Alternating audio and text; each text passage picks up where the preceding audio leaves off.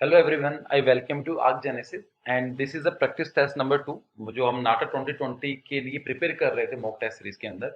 ये test number 2 का second part है। पहला पार्ट कल आया था और उसका सेकंड पार्ट है। उसके बाद हम प्रैक्टिस टेस्ट नंबर 3 पर जाएंगे। तो अभी तक हम लोगों ने 15 क्वेश्चन सोल्व कर लिए थे और 15 क्वेश्चन सोल्व करने के बाद today we will discuss the question number 16। So let's see. Question number 16 में बोला गया है डायरेक्शन क्या है, 3D problem figure shows a view of an object, identify the correct plan. आपको प्लान बताना है, करेक्ट प्लान बताना है, बहुत सिंपल। तो अगर आप प्लान देखते हैं तो आपको ये वाला पार्ट दिखाई देगा ऊपर से, लाइक दिस। तो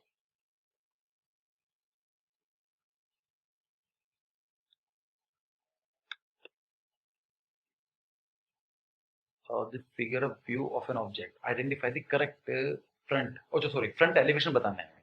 I'm sorry, मैं तभी सोचने लगा कि इस तरह के सारे प्लान अजीब से कैसे आ गए। तो आपको यहाँ से बताना है, इसका प्लान बताना है और इसका एलिवेशन बताना है। तो आपका एलिवेशन देखेंगे तो एक छोटा सा पहले ब्लॉक दिखाई देगा, छोटा सा। तो ये सभी में है, सभी में है। ये लाइन मिसिंग है, इसका मतलब ये लाइन सीधी आएगी, तो इसको हटा सकते हैं। Option number 3 will be eliminated. यहाँ पर लाइन मिसिंग है। ओके, सो नाउ सही। तो ये देखो, ये वाला आपको सी लाइक स्ट्रक्चर दिखाई देगा, लेकिन यहाँ पर ये 90 डिग्री बन रहा है। इसका मतलब क्या है, इसी लाइन के पैरेलल है। यहाँ पर क्या है, ये सी तो बनाया गया है, ये सी तो है, लेकिन बीच में जगह दी हुई है। इसका मतलब यहाँ पर नहीं आएगा। यहाँ पर सी ठीक है, सेंटर में आता है, गुड, ये भी सही है, ये बॉक्स भी सही है। उसके बाद अब हम देखते हैं ये वाला पार्ट।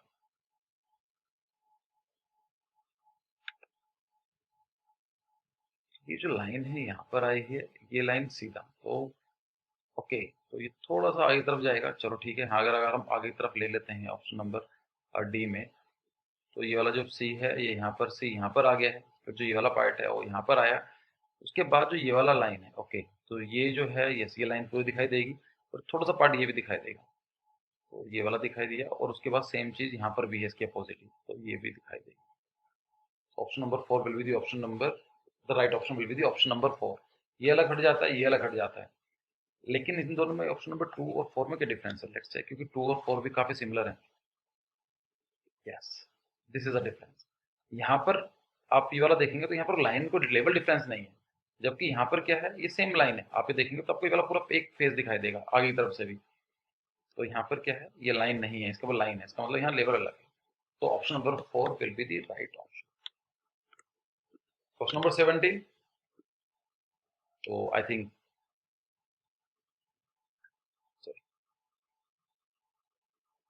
ये फिगर दिखाई देगा, यस इट इज ट्रू। और जो ये वाला ये पूरा स्क्वायर दिखाई देगा, yes it is true, same line.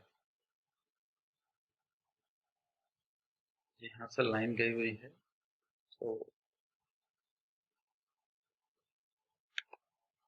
अच्छा ओके, यहाँ पर एक लाइन बनाया हुआ है, तो यहाँ पर इसका मतलब ये देखो, यहाँ से बीच में गैप है, मतलब इट इज लाइक कि ये बाहर निकल सकता है। इट इज, अगर मैं एक हल्का सा बनाता हूँ, इट विल लुक लाइक ये पूरा स्पेस है, खाली है, इस तरह से निकल रहा है। तो ये तो अलग हटा देते हैं ऑप्शन नंबर 4 को, क्योंकि यहाँ पर तो लाइन आनी ही नहीं चाहिए।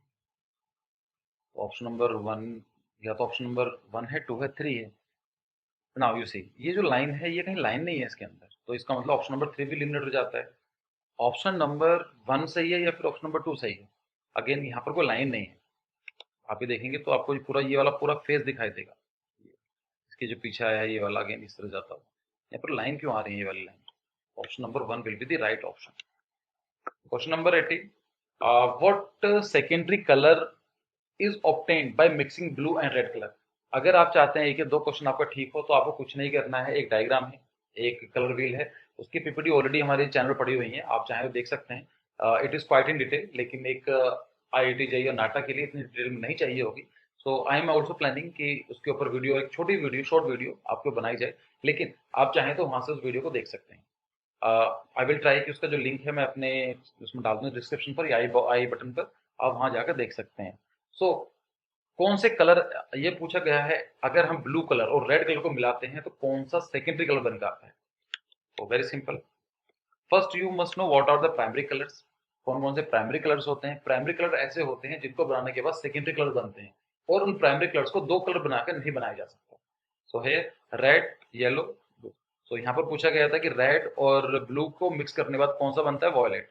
सो the right option will be the option number purple या फिर वॉयलेट, ऑप्शन नंबर 3। यहाँ पर देख सकते हैं ये प्राइमरी आते हैं, primary that is yellow, red and blue, primary लिखा हुआ है ना यहाँ पर। और सेकेंडरी आते हैं, जब येलो और ब्लू को मिलाते हैं ग्रीन बनता है, रेड और येलो को मिलाते हैं ऑरेंज बनता है, रेड और ब्लू को मिलाते हैं पर्पल बनता है।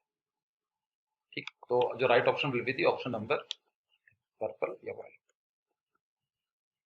Question number 90, why do large industrial buildings have high located glazing on the north side. Question ये है कि this is our direction, east west, we make it east west north south.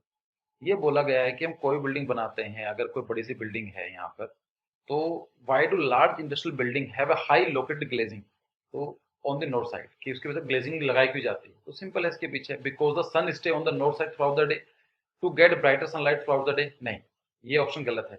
क्यों? क्योंकि जो ब्राइट लाइट आती है वो south direction में आती है, जो सन है वो ऐसा मूव करता है लाइक दिस। तो यहाँ पूरे दिन साइड रहता है, जो नॉर्दर्न साइड है इसके पीछे की तरफ है वहां नहीं रहता है। To stop the workers from looking outside abruptly, option to get uniform shadow less than throughout the light. नहीं, शैडो की वजह से नहीं आती। सो द क्वेश्चन नंबर 19 का जो ऑप्शन है, in the northern hemisphere the northern light is an even light. तो नॉर्दर्न हेमिस्फीयर के अंदर कभी ऐसा नहीं होगा कि डिफ्यूज लाइट आती है हमेशा, क्योंकि डायरेक्टली सन नहीं होता है। तो जब डिफ्यूज लाइट होती है उसके अंदर फ्लक्चुएशन बहुत कम होती है। So it is like even light all day and consider good in direct light, और इसकी नॉर्थ लाइट को अच्छी लाइट माना जाता है, ये लाइट इसको यूज करना चाहिए।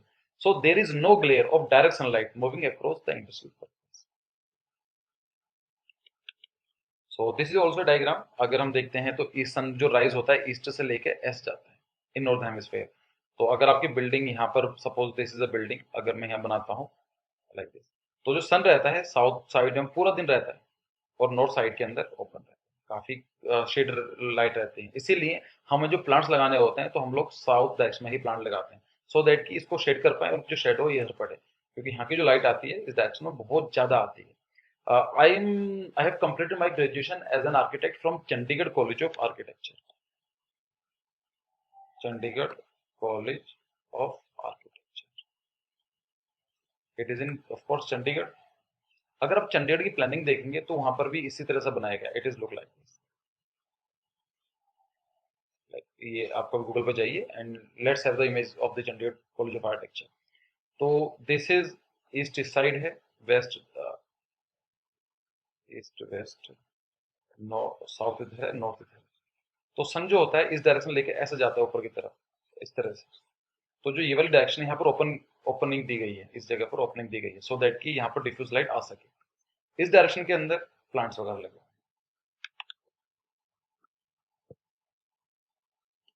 Fatehpur Sikri was build by, तो डायरेक्ट क्वेश्चन है कि फतेहपुर सीकरी कहाँ पर है। ये आगरा ताजमहल से 25 किलोमीटर दूर पड़ता है, 25-28 किलोमीटर फतेहपुर सीकरी। तो ये किसने बनाया है? It was build by the Akbar. Again, the town was built by the Mughal Emperor Akbar the Great. He had planned the city as his capital, but shortage of water compelled him to abandon the city. लेकिन बनाया तो उसने अपनी राजधानी के लिए, लेकिन अब पानी की कमी होने की वजह से उसको अपनी कैपिटल चेंज करना पड़ा। अराउंड 10 से 12 साल ही कैपिटल रह पाया। उसके बाद उसने जो अपनी कैपिटल है उसको लाहौर शिफ्ट कर दिया था। Lahore present day in Pakistan, वहां पर शिफ्ट कर दिया गया था। फतेहपुर सीकरी किसी के लिए फेमस है? बुलंद दरवाजा is also famous, very important monument. आपको याद रखना चाहिए कि बुलंद दरवाजा कहाँ पर है, ये है फतेहपुर सीकरी में। साथ ही वहां पर एक मोइनुद्दीन सलीम चिश्ती की दरगाह है, तो ये सलीम चिश्ती की दरगाह है। ये व्हाइट मार्बल के अंदर बनी हुई है, और जो वहाँ का महल है, जो फतेहपुर सीकरी जो फोर्ट है, जहाँ जोधाबाई का पंचमहल भी है इस पूरे प्रेमिसेस में, वहां पर एक सफेद संगमरमर कलर की एक ही बिल्डिंग है, एक ही वो है सलीम चिश्ती की दरगाह।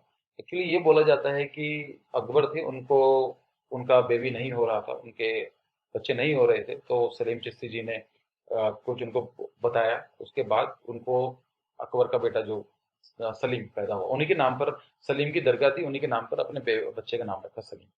तो ये याद रखना, it is only monument which is made in by the white marble. Question number 21, which one of the following is an old match? तो सिंपल, हॉट एंड ड्राई जो गर्म है और सूखा है वो जैसलमेर है, हॉट एंड ह्यूमिड हो तो चेन्नई है, कोल्ड एंड ड्राई लद्दाख है, कोल्ड एंड ह्यूमिड शिमला है। तो सिंपल इसको देखते हैं। हॉट एंड ह्यूमिड, आपको जैसलमेर का अब भी फोटो देखते हैं आपको सैंड ड्यून्स का नाम याद आता होगा, इट इज लुक लाइक कुछ इस तरह सैंड ड्यून्स दिखते हैं। तो यस, हॉट भी है ड्राई भी, हाँ पानी की कमी भी है और गर्म भी रहता है, तो जैसलमेर तो ठीक है। चेन्नई क्या है, it is a coastal town southern India की तरफ, तो वहां पर गर्मी तो है क्योंकि इक्वेटर के पास है, और ह्यूमिड भी रहेगा क्योंकि कोस्टल रीजन के पास है, तो आई थिंक ये भी सही है।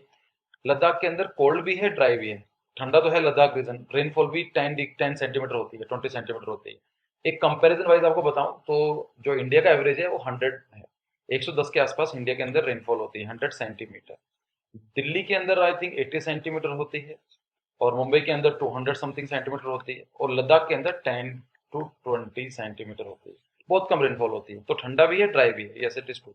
सो कोल्ड एंड ह्यूमिड, तो ठंडा है और ह्यूमिड नहीं है, नहीं इतना भी वहां पर ह्यूमिड नहीं है, Shimla it is a wrong option. तो आपके लिए मैंने यहाँ पर एक पीपीटी यहाँ पर एक डायग्राम बनाया गया है, आप देख सकते हैं। हॉट एंड ड्राई, गर्म भी है और ड्राई भी है, ये कौन सा रीजन है, दिस रीजन, ये hot। गुजरात का रीजन है, थोड़ा महाराष्ट्र गुजरात राजस्थान का रीजन है, फिर ये महाराष्ट्र का एमपी का जो इनर एरियाज है वहां पर उसको बोलते हैं hot and dry. Warm and humid, तो जो गर्म भी होंगे और ह्यूमिड, वार्म का मतलब ज्यादा गर्म नहीं है, तो कोस्टल रीजन जो होते हैं वो ज्यादा टेम्परेचर वेरिएशन बहुत कम होता है। If you go to Mumbai तो आप देखेंगे कि विंटर्स के अंदर भी टेम्परेचर लगभग सेम रहता है, समर्स में भी सेम रहता है, तो दैट्स कॉल्ड वार्म।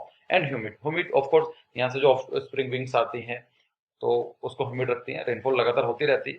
तो जो ये वाला कलर दिया गया है जो ग्रीन कलर थोड़े बेस में, इट इज कोस्टल रीजन आप देख रहे हैं, तो यहाँ पर ये रहता है। मॉडरेट का मतलब होता है कि ना गर्मी ना सर्दी, तो बेंगलोर का नाम सुना होगा आपने, बेंगलोर का रीजन है वहां पर आ सकता है। कोल्ड एंड क्लाउडी, जहां पर तो ये वाला रीजन आ जाता है नॉर्मली हिमाचल उत्तराखंड, लेकिन लद्दाख वाला रीजन इसमें खाली पड़ा हुआ है, तो that's why it is called arid region, मतलब इसके अंदर रेनफॉल नहीं होती, ड्राई रीजन। और कंपोजिट का मतलब होता है कि कुछ कह नहीं सकते हैं, कभी गर्मी में बहुत ज्यादा गर्मी होती है, ठंड में बहुत ज्यादा ठंड होती है, दिल्ली, ये सब चीजें इधर ही आती है।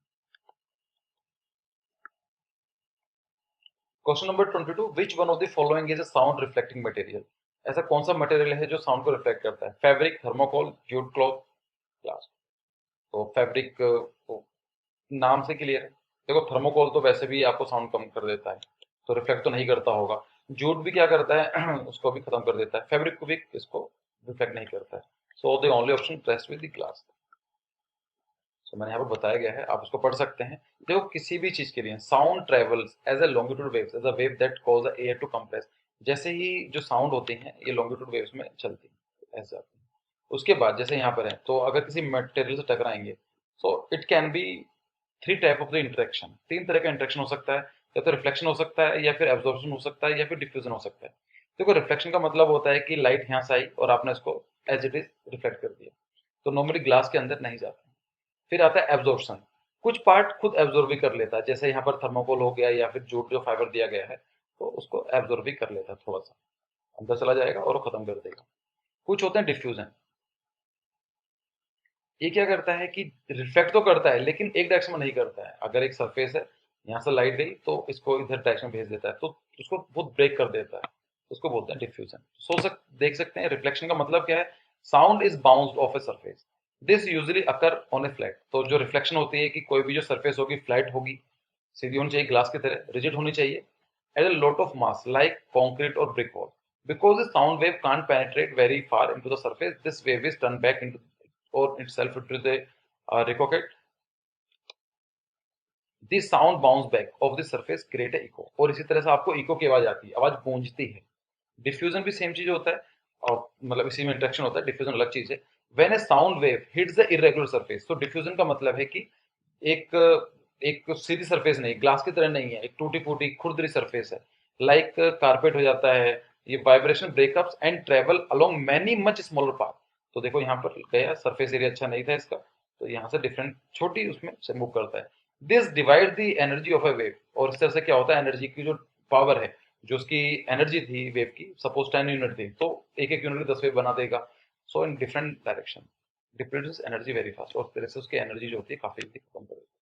एब्जॉर्प्शन मतलब एब्जॉर्ब करता है, when A sound wave hits a particular surface, एक स्पेसिफिक होती है, जब हिट करता है तो kinetic energy driving it's converted into A small amount of heat energy, और जो सी काइनेटिक एनर्जी होती है वो हीट एनर्जी में कन्वर्ट हो जाती है, और leaching powder from the volume and cause it decaying the faster, और उसको एक तरह से एब्जॉर्ब की तरह काम करती है। This is kind of the sound insulation provided by the things. और आपने देखा होगा कि कुछ ऐसी होती हैं जहाँ पर साउंड इंसुलेशन की बात की जाती है, तो उसमें काम करती है, जैसा फोम हो गया, रबर हो गया, तो जाती है उसको काफी ढीला कर देती है, खुद ही एब्जॉर्ब भी कर लेती है। How well a material absorb sound depends on the number of different factors. उसका मटेरियल डेंसिटी क्या है, वो कितना पोरस है, कितना नॉन पोरस है, पोरोसिटी, सब कुछ मैटर करता है। So the right option will be the glass. इस क्वेश्चन के अंदर ग्लास होगा, क्योंकि थर्मोकोल उसको एब्जॉर्ब कर लेगा, जो क्लॉथ भी, और जो फैब्रिक है उसको रिफ्लेक्ट कर देगा। बकिंगम प्लेस इज लोकेटेड, तो इसका तो सिंपल है, मैंने एक फोटो लगाई हुई है, आप देख सकते हैं। This is the Buckingham palace, और ये कहाँ पर, लंदन में।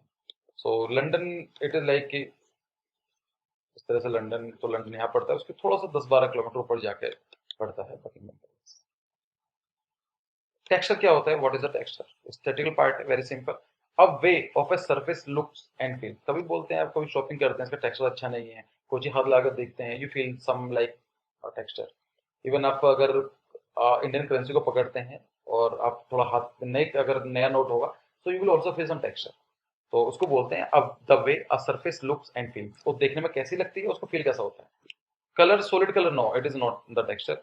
अ टाइप ऑफ शेप, ये क्या मतलब टेक्सचर का? Line draws in one colour, फालतू ऑप्शन। तो दिस इज द टेक्सचर का मतलब होता है द फील, अपेयरेंस और कंसिस्टेंसी ऑफ द सरफेस और सब्सटेंस। उसको फील कैसे करते हैं, उसको देखकर कैसे आपको अपेयरेंस कैसा लगती है, जैसा आप यहाँ देखेंगे तो आपको फील हो जाएगा, यहाँ पर एक थोड़ा खुरदुरा टाइप का है, यहाँ पर थोड़ा क्लीन है, और आप ग्लास पर देखेंगे तो you will feel so like कि सिंपल सा है। और अगर वॉल पर जाकर देखेंगे आप, अगर वुड ब्रिक होगी तो आप देख सकते हैं वुड का अलग टेक्सचर रहेगा, तो दैट्स कॉल्ड द टेक्सचर। तो option number 1 will be the right option. Question number 25. Which one of the following material cannot be used in its original form for construction wall? Granite ये पूछ रहा है कि ऐसी कौन सा मटेरियल है जिसको ओरिजिनल फॉर्म में हम दीवार की तरह यूज नहीं कर सकते हैं। ग्रेनाइट नहीं, ये हो सकता है। फ्लैश, फ्लाई एश, बसाल्ट, दिखाऊंगा सबको क्या क्या चीज है। लेटराइट। तो ग्रेनाइट तो पता ही होगा आपको कि मार्बल लगा होता है, अगर आपके जो किचन है तो स्लैब उसी का बना होगा। सो यस, एक रोप होती है, उसको आप काट के यूज कर सकते हो। The right option will be fly ash. क्यों? Let's see. देखो फ्लाई एश क्या होता है, जो हमारे थर्मल पावर प्लांट होते हैं, जो कोयले से इलेक्ट्रिसिटी बनाई जाती है, तो उसके बाद एक बाय प्रोडक्ट बचता है, उसको बोलते हैं हम लोग राख, और उसको इंग्लिश में बोला जाता है फ्लाई एश। फ्लाई एश का मतलब होता है कि बहुत हल्की होती है, बहुत माइन्यूट होती है, और ये बहुत जल्दी काफी देर तक हवा में उड़ती रहती है, तो इसलिए फ्लाई एश। तो देखने में ऐसी होती है, इसको यूज करा जा सकता है ब्रिक बनाने के बाद, लेकिन एज डायरेक्टली फ्लाई एश को यूज नहीं किया जा सकता, आप उसकी दीवार नहीं बना सकते। तो आप यहाँ क्वेश्चन फिर से पढ़िए, यहाँ पर लिखा हुआ है इट्स ओरिजिनल फॉर्म, तो ओरिजिनल फॉर्म क्या है फ्लाई एश की? ये है, इसको यूज नहीं किया जा सकता। इसको ब्रिक बनाएंगे तब वो ब्रिक यूज की जा सकती है। बाकी यहाँ पर जो मैंने ये ऑप्शन दिए गए हैं, तो आप ये देख पा रहे हैं यहाँ पर, सॉरी, ये जो basalt, this is a basalt. तो बसाल्ट की आपने भी देखी होगी, हिली रीजन के अंदर ऐसा बोर्ड बनाई जा सकती है। और ये है लेटराइट। तो लेटराइट भी, बसाल्ट भी, ग्रेनाइट भी बनाई जा सकती है। Fly as the only option जो उसको एज अ ओरिजिनल फॉर्म नहीं बनाया जा सकता। Who among the following is not an architect? तो राज रेवाल सर का नाम सुना होगा, जाहा हदीद का नाम सुना होगा, हाफिज कॉन्ट्रैक्टर का नाम सुना होगा। M F Husain is the right option. M F Husain कौन है? ये एक पेंटर थे, आर्टिस्ट है। ये इंडिया के थे, लेकिन ये कुछ साल पहले इनकी डेथ हो गई इन लंदन, तो इनको बाद में लंदन चले गए थे, just because of there are so many controversies. India में काफी कंट्रोवर्सी होती है किसी भी आर्टिस्ट के ऊपर, तो very much. Lotus temple in build in Delhi is build by, तो ये किसके द्वारा बनाया गया है? तो फर्स्ट ऑफ ऑल मैंने बताया था, आपको याद रखना पड़ेगा लोटस टेम्पल के आर्किटेक्ट कौन है। मुस्लिम के लिए नहीं है, ज्यूज के लिए नहीं, जैनिस के लिए नहीं, बहाइस के लिए। तो आप यहाँ देख सकते हैं, बहाइस लोटस टेम्पल है, तो बहाइस लोगों के लिए, और उनके जो आर्किटेक्ट हैं ये हैं फरीबोज साहबा। तो इसका नाम याद रखिए प्लीज, कई बार पूछा जा चुका है। Question number 28। Green architecture is promoted this days because, green architecture होता क्या है और ये क्यों प्रमोट किया जा रहा है आज की डेट में? क्यों green is a good colour? ऐसे सारे कलर अच्छे हैं, तो वी कैन नॉट से this thing. It cost less initially, नहीं, ग्रीन बिल्डिंग जो होती है काफी महंगी पड़ जाती है, स्टार्टिंग के अंदर महंगी पड़ती है। They are capital incentive, it is environmental friendly, yes this is the right option. It last longer, नहीं ऐसा कुछ नहीं कह सकते कि yes it is also true, but it is environment friendly. The most appropriate option will be the it's environmental friendly. So देखिए क्या होता है, ग्रीन आर्किटेक्चर का मतलब होता है green design is an approach, एक तरीका है to building that minimize the harmful effect of a construction process. एक ऐसा तरीका है जिसके थ्रू जो बिल्डिंग बनाने के अंदर जो इन्वायरमेंट के ऊपर नुकसान होता है उसको मिनिमाइज किया जाता है। द ग्रीन आर्किटेक्ट और designer attempt to safeguard air, ये हवा पानी और जो लैंड है उसको इको फ्रेंडली मेथड तरह से मटेरियल यूज करते हैं और उसी के प्रमोशन के लिए हेल्प करते हैं। सो ग्रीन बिल्डिंग का मतलब ऐसा नहीं है कि अगर आप सर्च करेंगे तो यू विल सी की all the green buildings like this. नहीं, ग्रीन बिल्डिंग का मतलब है ऐसी कोई भी टेक्नोलॉजी जो एनवायरमेंट के लिए अच्छी हो या environmentally friendly. Which one of the following is not an earthquake resistant building. तो ऐसी कौन सी बिल्डिंग होती हैं जो अर्थक्वेक रेसिस्टेंट है। आप देखते हैं कि बहुत सारे अर्थक्वेक आते हैं और जब अर्थक्वेक आते हैं तो कई सारी बिल्डिंग हैं वो कोलैप्स कर जाती हैं। तो ऐसी कौन सी बिल्डिंग, कौन सा टाइप का स्ट्रक्चर है जो रेसिस्टेंट, अर्थक्वेक रेसिस्टेंट नहीं है। तो timber frame building, RCC frame building, load bearing brick wall building या फिर स्टील फ्रेम बिल्डिंग। तो इसका ऑप्शन मैंने आपके ऊपर छोड़ दिया है, लेट्स सी। तो देखो, अर्थक्वेक रेसिस्टेंट बिल्डिंग ऐसी होती है are design to protect building to some or great extent from earthquake. ये ऐसी बिल्डिंग होती हैं जो अर्थक्वेक प्रूफ होती हैं। And remember one thing, while no structure can be entirely immune, ऐसा कोई भी स्ट्रक्चर नहीं है दुनिया के अंदर जिसको आप बोल सकते हैं कि ये इम्यून है, ये कभी नहीं गिरेगा। लेकिन उसकी जो प्रोबेबिलिटी होती है बहुत कम होती है। The goal of earth resistant construction, earthquake resistant construction is to erect structure that fare better during seismic activities than the conventional counterpart. जो नॉर्मल तरीका है वो सब बेटर होता है अर्थक्वेक पर्सपेक्टिव में। अब यहाँ पर देख रहे हैं, यहाँ पर एक वॉल बनाई गई थी brick, that's called brick load bearing wall. तो जैसे अर्थक्वेक आया ये पूरा कोलैप्स हो गया। तो अब तक आप नाम समझ गए होंगे इसका ऑप्शन क्या है। बाकी मैं और दिखा देता हूँ। ये आरसीसी है, ये तो उसके अंदर ये ग्रिड, ये इसको बोलते हैं कॉलम एंड ग्रिड स्ट्रक्चर। ये इसलिए काफी राइज हाई राइज बिल्डिंग बनाई जा सकती है क्योंकि अर्थक्वेक प्रूफ होती है। अगर थोड़ा सा भी हिल, थोड़ा बहुत अर्थक्वेक आएगा झेल जाएगी। उस तरह की बिल्डिंग नहीं जो मैंने पहले स्लाइड में दिखाया था एकदम से कोलैप्स हो गई। इसको बोला जाता है स्टील स्ट्रक्चर, स्टील के थ्रू बनाया जाता है। ये भी बिल्डिंग होती है अर्थक्वेक प्रूफ। और जो ये है वुड स्ट्रक्चर वाली, ये भी अर्थक्वेक प्रूफ, ये बेटर बिल्डिंग होती है। ऑफ कोर्स इतनी ज्यादा स्ट्रॉन्ग नहीं होती है लेकिन अर्थक्वेक को झेल पाती है। जापान के अंदर वुडन स्ट्रक्चर हाउसेज चलते हैं, बनते हैं। So the right option will be the load bearing brick wall. Last question for today. Which one of the following is not a matching set? ऐसा कौन सा है जो oddly matched है? So उदयपुर कहाँ पर है? ये राजस्थान में है। इसको बोला जाता है सिटी ऑफ लेक, पता होगा आपको। यहाँ कई सारे लेक हैं, आई थिंक 5 या 7 लेक्स हैं। और सुंदरबंस कहाँ है? ये है वेस्ट बंगाल के रीजन में, जहाँ पर सुंदरी नाम का एक प्लांट मिलता है, मैंग्रोव फॉरेस्ट के लिए है। So I think it is also true. Varanasi तो घाट फेमस है उसके, तो ये भी सही है। जयपुर, कैनल्स नहीं है जयपुर में। जयपुर को क्या बोला जाता है? इसको बोला जाता है पिंक सिटी। पिंक सिटी क्यों बोला जाता है? This is a question for you. आप बताइए इस क्वेश्चन के अंदर कि सॉरी, तो इसको पिंक सिटी क्यों बोला जाता है?